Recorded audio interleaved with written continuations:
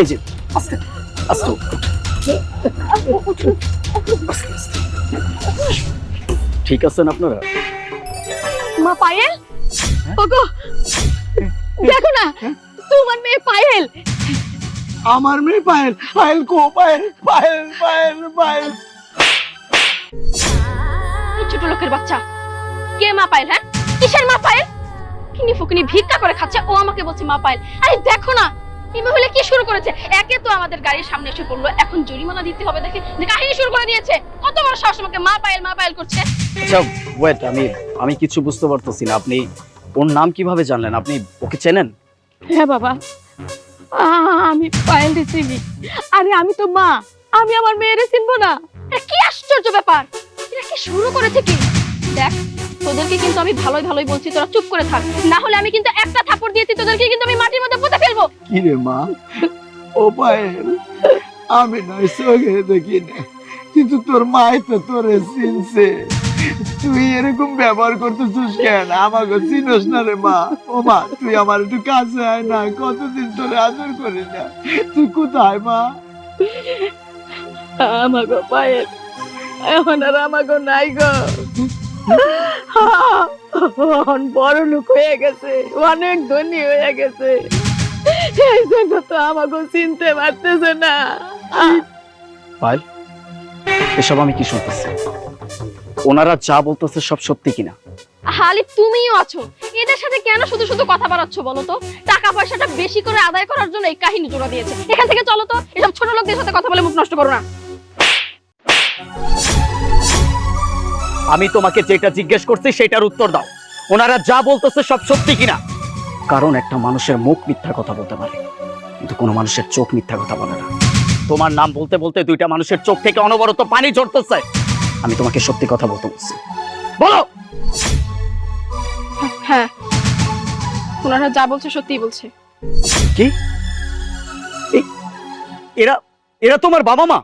না সাহেব, না না, এই এই মায়া আমাগো না সাহেব।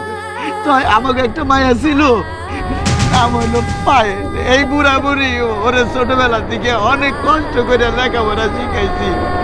বুড়া বুড়ির স্বপ্ন ছিল ও ও বড় ডাক্তার হইব, মানুষের সেবা করব, সারা দুনিয়ায় ওর নামটা কইব, আমি ডাক্তারের বাবা হব। কিন্তু কিন্তু সাহেব, ওই মায়া যখন শিক্ষিত হইল, তারপর আমাকে ফালাইয়া ওই মায়া চলে গেল। কোথায় চলে গেল আর ওরে পাই নাই। অনেক খুঁজাখুঁজি করছি সাহেব। আপনি জানেন ওই মায়ারে স্কুলে আনা নেওয়া আমি করতাম। তখন আমি অন্ধ ছিলাম না সাহেব, ওরে কাঁদতে করে স্কুলে নিয়েছি, আনছি। হঠাৎ একদিন আমার ওই মায়াটা আচার খায়া পড়ে যায়, ওরে বাঁচাইতে যাইয়া আমি পড়ে যাই। দুই চোখের মধ্যে ইটের কুয়া যায়, আমার দুইটা চোখ কানা হয়ে যায় সাহেব। ওই মায়ার জন্য আমি কানা হয়ে গেলাম, আর সেই মায়া এখন আমাকে চিনতে পারে না। হায় রে দুনিয়া। তুমি শান্ত হও, তুমি শান্ত হও। ম্যাডাম সাহেব, উনি যা কইছে সব সত্য কথা, কিন্তু উনারে আমরা চিনি না। আমার একটা মেয়ে ছিল, উনারে আমরা চিনি না। ওগো চলো, আমার ভুল হয়েছে, চলো। দাঁড়ান, আপনারা যাওয়ার আগে আমার কিছু কথা তো শুনে যান। এই যে মানুষটা আপনাদের সন্তান, আপনাদের মেয়ে, শুধুমাত্র যে আপনাদের সাথে প্রতারণা করছে, আপনাদের সাথে অন্যায় করছে এমন কিন্তু না, অন্যায়টা আমার সাথেও করছে। ওকে আমি বারবার জিজ্ঞেস করছি, আমি তোমাকে বিয়ে করতেছি, তোমার বাবা মা কোথায়? তোমার বাবা মার সাথে আমার কথা বলতে হবে।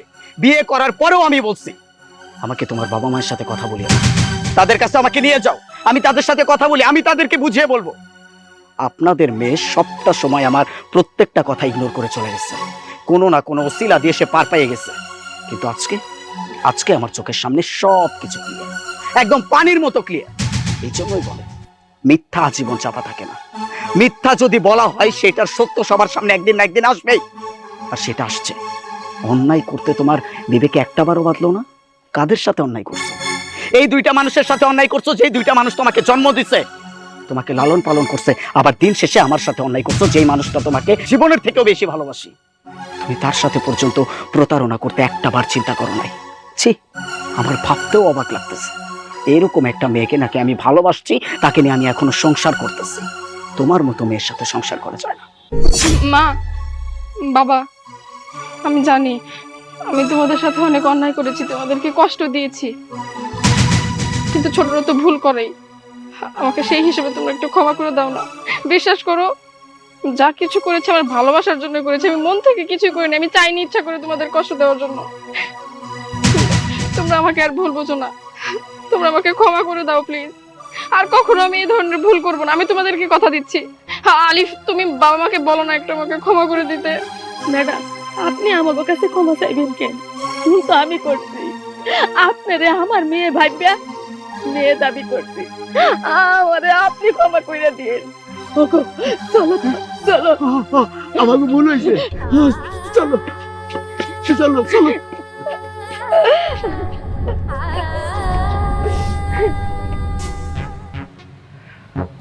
খুশি খুশি হইছো না তুমি? এই মানুষগুলো আজকে মনে কতটা কষ্ট নিয়ে এখান থেকে চলে গেছে, এটা তুমি ধারণাও করতে পারো না। ছি ছি ছি ছি, নিচের বাবা মায়ের পরিচয় লুকাও তুমি। যেই মানুষগুলো তোমাকে জন্ম দিছে, যেই মানুষগুলো তোমাকে লালন পালন করছে, তোমার জন্য এই মানুষটার চোখ পর্যন্ত চলে গেছে, সেই বাবা মাকে তুমি অস্বীকার করছো। হ্যাঁ, আমার সামনে তুমি তাদের গায়ে পর্যন্ত হাত তুলছো। তুমি কতটা নিকৃষ্ট একটা মানুষ। এরকম নিকৃষ্ট একটা মানুষের সাথে আর যাই হোক সংসার করা যায় না। আমি তোমাকে ডিভোর্স দিব না। আমার পরিবারের একটা সম্মান আছে, তবে স্বামী হিসেবে তোমার প্রতি যে আমার একটা দায়িত্ব ছিল, সেই দায়িত্বটা আজকের পর থেকে আর নেই। আমি তোমাকে স্ত্রী হিসেবে মানি না। যতদিন পর্যন্ত তোমার বাবা মা তোমাকে ক্ষমা না করবে আর ওই দুইটা মানুষ তোমার সাথে আমার সামনে পর্যন্ত না আসবে, ততদিন পর্যন্ত তোমার চেহারা আমি দেখতে চাই না। আমার বাড়ির ত্রিসীমানার ভিতরে যেন আমি তোমাকে না দেখি।